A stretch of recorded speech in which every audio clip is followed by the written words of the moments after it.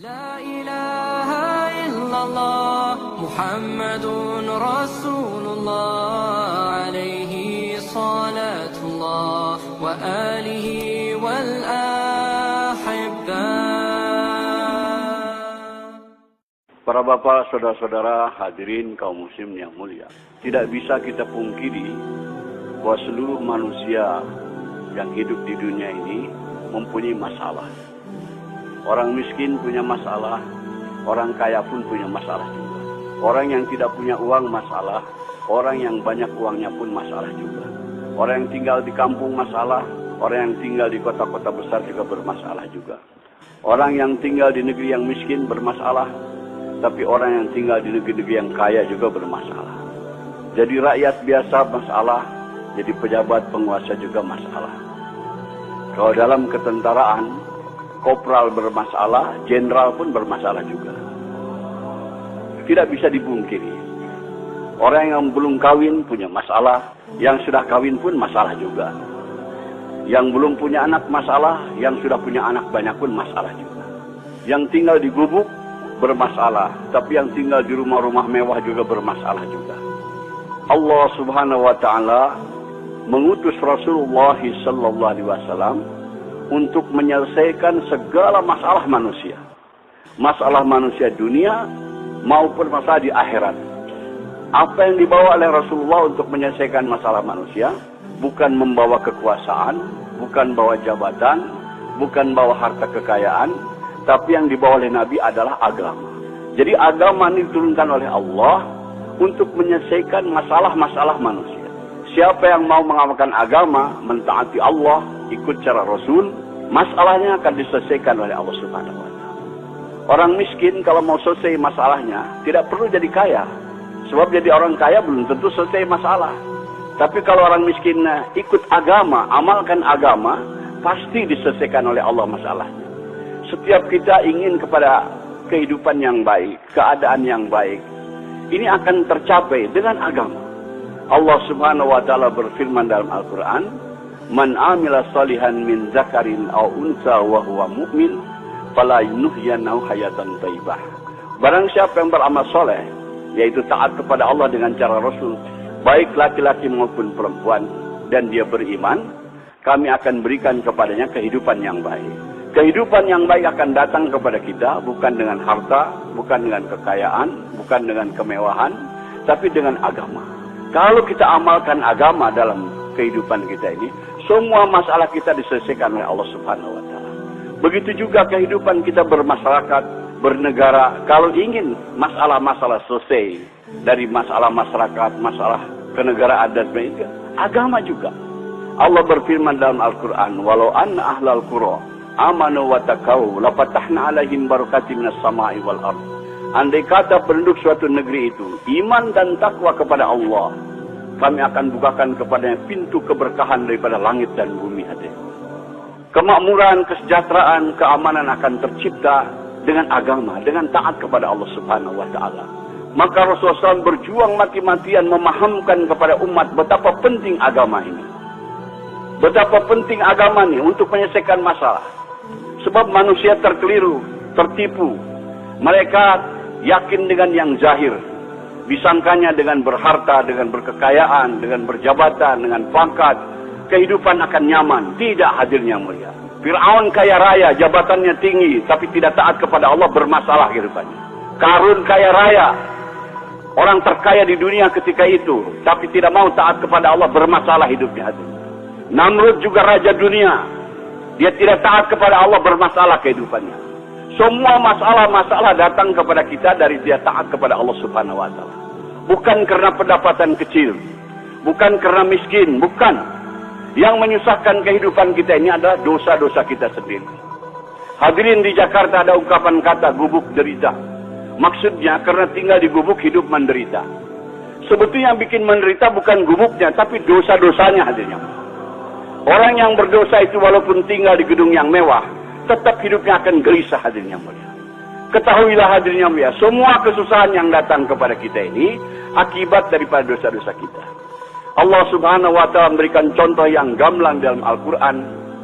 Nabi Ibrahim alaihissalam dapat cobaan kena hukuman bakar oleh Namrud, dimasukkan ke dalam api selama kurang lebih 40 hari 40 malam. Tapi karena Nabi Ibrahim orang yang taat kepada Allah, orang mengamalkan agama, di dalam api dibahagiakan oleh Allah SWT. Sejuk, nyaman, sejahtera, dapat makan, dapat minum. Masa di gubuk menderita? Nabi Ibrahim dalam api tidak menderita, hadirin, karena bersih daripada dosa. Andai kata hidup kita lurus taat kepada Allah, dalam gubuk pun akan dibahagiakan oleh Allah Subhanahu wa taala. Hadirin yang mulia, ini harus kita camkan, tanamkan dalam hati kita keyakinan dan beritahu dunia bahwa kebahagiaan bukan dalam kebendaan, bukan dalam kekuasaan, tapi dalam taat kepada Allah.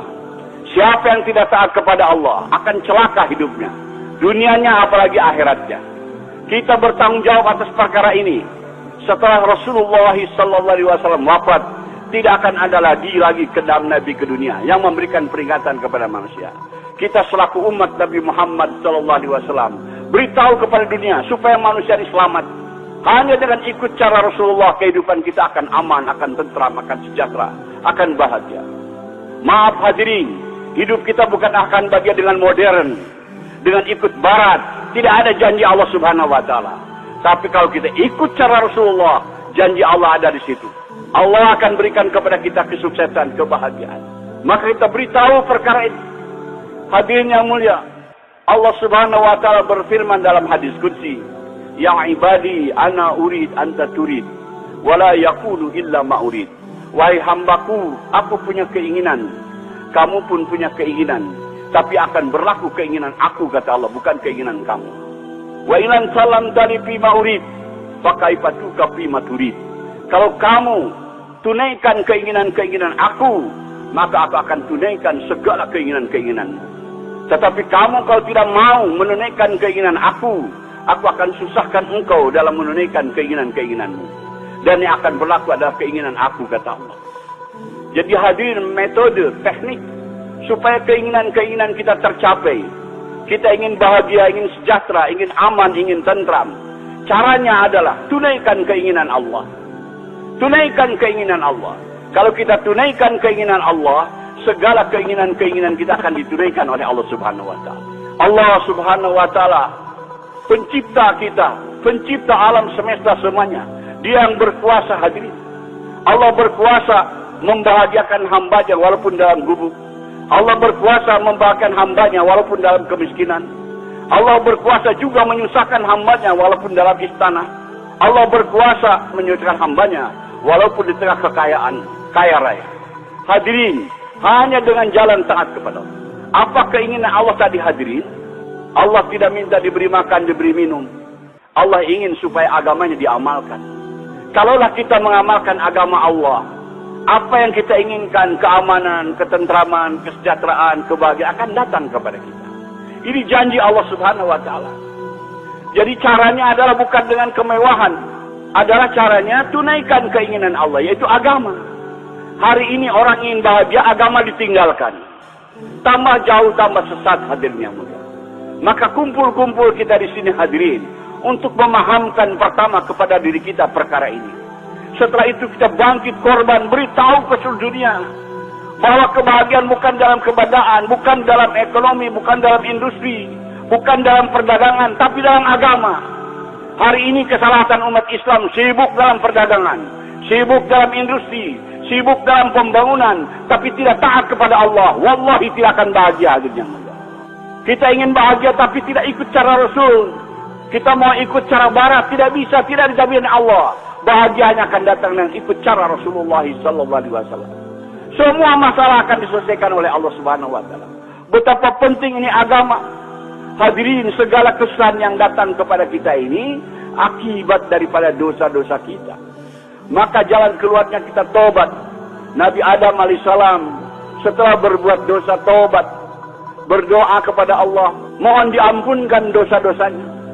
Rabbana zalamna anfusana wa ilam taghfir lana wa tarhamna lanakunanna minal khasirin. Ya Allah, ampunilah dosa-dosa. Kami telah menzalimi kami sendiri, telah menzalimi diri kita. Kalau tidak Engkau ampunkan, aku termasuk orang-orang yang binasa, yang rugi. Nabi Yunus berbuat kesalahan, ditelan oleh ikan. berdoa, la ilaha illa anta subhanaka inni kuntu minaz zalimin.